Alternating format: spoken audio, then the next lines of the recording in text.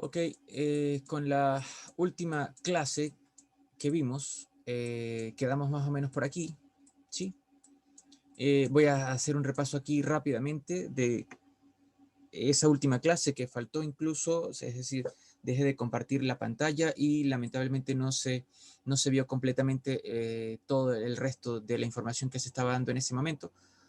Y vamos a continuar.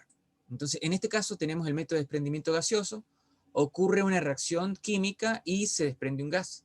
En este caso particular tenemos, por ejemplo, el ejemplo del cloruro de benzodiazonio, que se descompone en disolución acuosa a temperatura ambiente, liberando nitrógeno molecular de acuerdo a la reacción. En exceso de agua, la reacción es de primer orden y obedece la ecuación de velocidad siguiente. Si Kb por T es igual a 2.303 logaritmo en base 10 de la concentración inicial sobre cómo va cambiando la concentración en función del tiempo, que en este caso es A menos X. Con los datos obtenidos y adaptando los valores a las variables correspondientes, tenemos, en este caso, B infinito es el volumen de nitrógeno desprendido cuando la reacción se ha completado. Bt es el volumen de nitrógeno desprendido cada tiempo, dependiendo de la velocidad que está relacionada con la temperatura y con la presencia o no de catalizadores en el ensayo que se esté haciendo. En este caso A es proporcional a B infinito y X es proporcional a BT. La ecuación se transforma entonces en esta que ven acá. Es decir, logaritmo en base 10 de B infinito menos T es igual al logaritmo en base 10 de B infinito menos KB sobre 2.303 por T. En este caso, la representación del logaritmo de B infinito menos BT en función del tiempo es lineal y la pendiente es igual a menos KB sobre 2.303.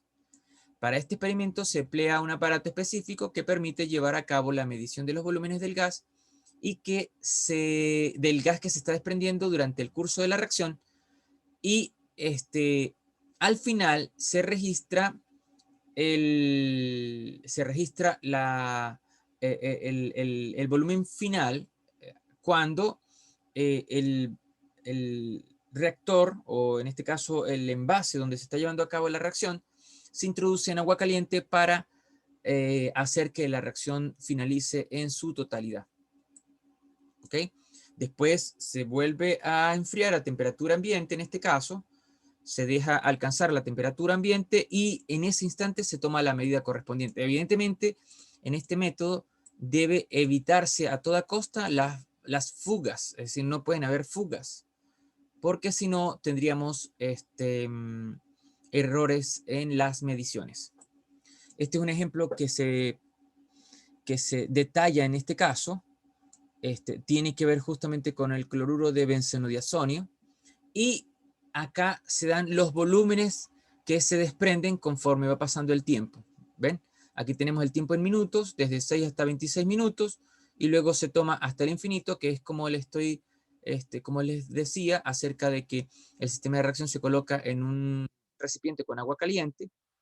En fin, se pregunta cuál es el orden de la reacción y cuál es la constante de velocidad.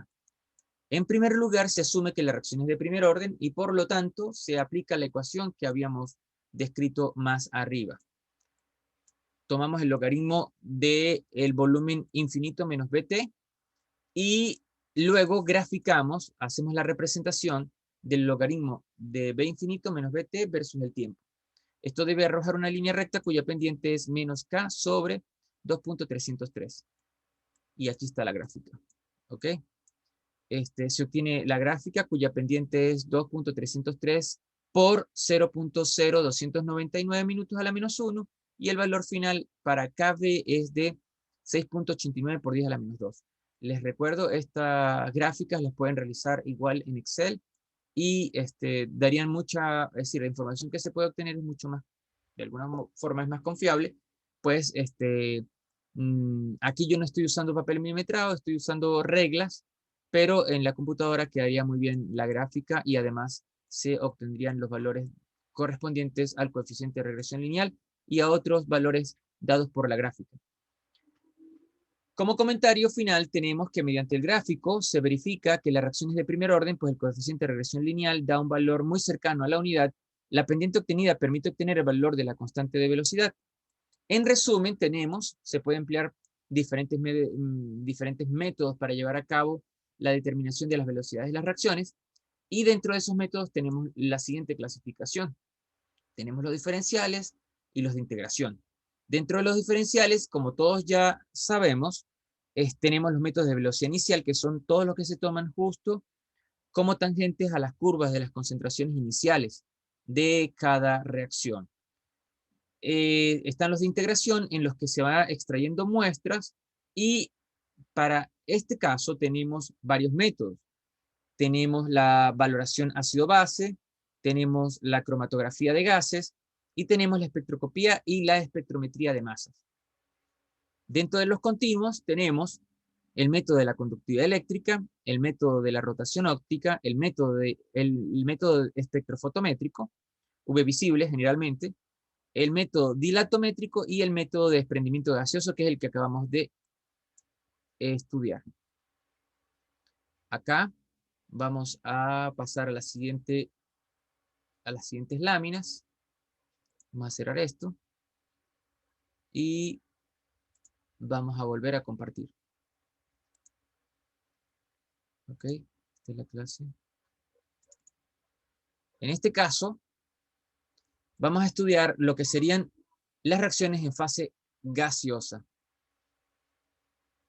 Ok, entonces, reactivos en fase gaseosa junto con los productos se pueden estudiar cinéticamente mediante un sistema que permita medir la variación, por ejemplo, total del sistema.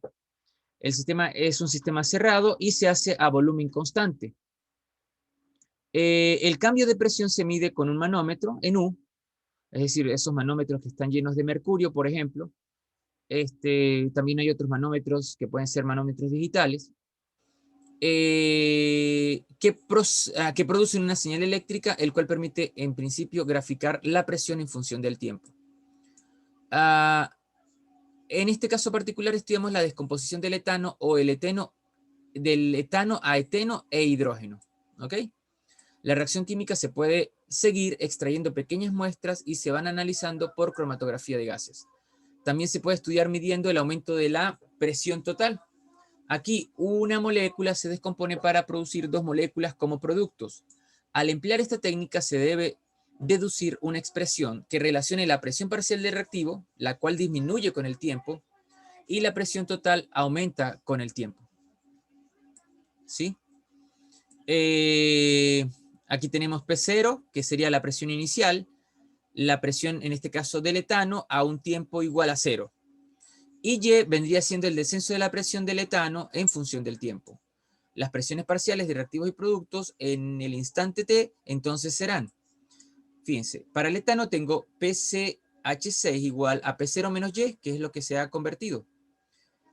El eteno vendría siendo Y y el hidrógeno vendría siendo Y también. La presión total sería la presión del etano, la presión del eteno y la presión del hidrógeno. Al sustituir estas variables en la ecuación, obtenemos esta relación y dice que la presión del etano es igual a 2 veces la presión inicial menos la presión total.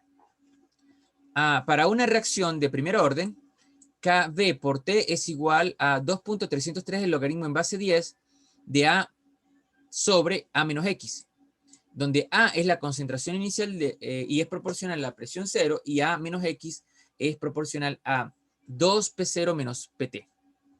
Así, al ser reemplazados estos valores en la ecuación de primer orden, por ejemplo, tenemos que el logaritmo de 2P0 menos PT es igual al logaritmo de P0 menos Kb sobre 2.303 por T.